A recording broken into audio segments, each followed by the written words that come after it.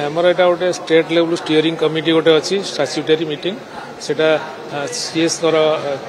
chairmanship हुए सेटा सुभद्रार प्रति वर्ष सेटा हम तेणु जस्ट मॉनिटरिंग सुभद्रा केमती चली कौन एंड नेक्स्ट इनस्टॉलमेंट भी आमर 9 तारिख में लोक मान दिज्व ता विषय डिस्कसन होता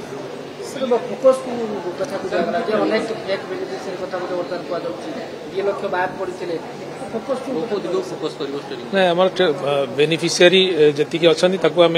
आमर जो एक्सक्लूजन क्राइटेरिया जहाँ गाइडलाइंस अच्छी रन करी जो मैंने एलिजिबल 9 तारिख में दिज्व ना जो मैंने 60 इयर्स आम 31 मार्च सुधा जो मैंने 60 इयर्स से तो एक्सक्लूड कर गाइडलाइन अनुसार